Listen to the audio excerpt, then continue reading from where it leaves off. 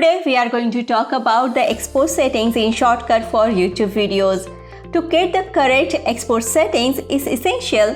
Guys, pay attention, okay? This part is very important. To get the correct export settings, it's essential to set the proper project settings at the very beginning. Let me explain what I mean.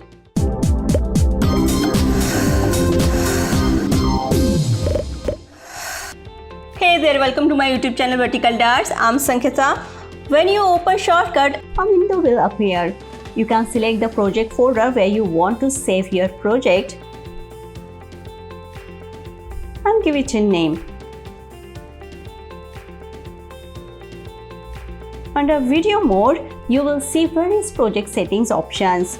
For standard HD videos, the dimensions are 1920 by 1080 with an aspect ratio of 16:9. And this is what you want for your YouTube video. You can choose SD 1080p with either 24 fps, 30 fps or 60 fps. FPS stands for frames per second, indicating how many frames are included in 1 second of video. Most commonly, people use 24 fps as it provides a cinematic look and is similar to how we see the world.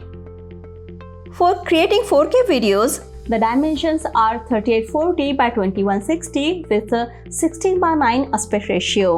You should select UHD 2160p with 24 fps. Keep in mind that the file size will be larger for 4K videos. If you want to create a vertical video, you won't find a direct option.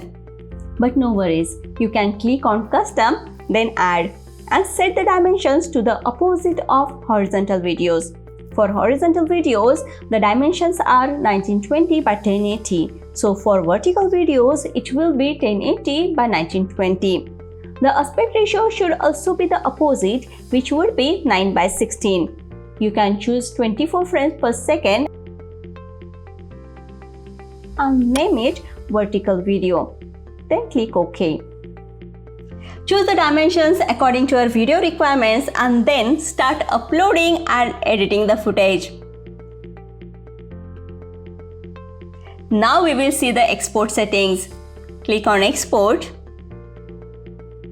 You will also find the export option in the menu bar at the top. On your left hand side, you will see all the presets options.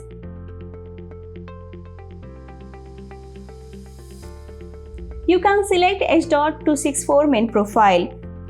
It will create an MP4 video file with all the dimensions and settings that you set at the beginning.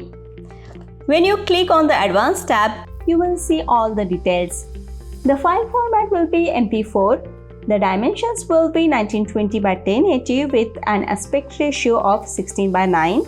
The frames per second will be 24. Keep the other settings as they are. Click on Audio.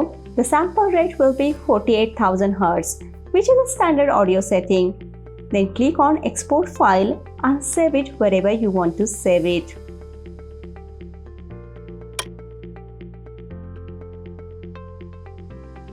You can also choose the YouTube option. It will create the same MP4 file, but it will be slightly compressed, resulting in a smaller file size with some quality loss. It is actually what YouTube does when you upload the video on YouTube. If you have set your project with vertical dimensions,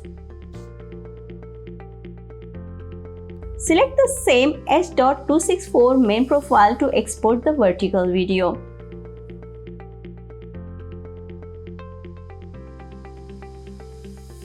That's why I recommended setting the project with the correct dimensions or settings from the beginning, as you can't change them during the export. Technically, you can change them, but you won't get the desired quality. If you want to export your video with a transparent background, choose QuickTime Animation. It will create a .mov file. I typically use these for exporting lower third animations. If you only want to export audio, select either MP3 or WAV format. Both are commonly used for podcasts. MP3 files are generally smaller and load faster, but they lose some audio quality due to compression. WAV files are larger and take up more storage space, but they offer better audio quality. If you want to export an image, you can choose either JPEG or PNG file formats. Both are frequently used online. However, JPEGs use a lossy compression process, meaning some data is permanently deleted to reduce file size. PNGs, on the other hand, use lossless compression, which means no data is lost. So, PNG images have better quality than JPEG. Additionally, PNGs support transparent backgrounds, whereas JPEGs do not. I hope this gives you a better understanding of how to set up your project and export it with the appropriate settings. Also check out the video on keyframes in Shotcut, which will help you to understand how keyframes work and how to use them to make your videos more engaging. If you are interested in learning more about color correction and color grading in Shotcut, then take a look at my cinematic color grading video. Don't forget to subscribe and hit the notification bell so you never miss an update. Thank you for watching. I'll catch you in the next one. Bye for now.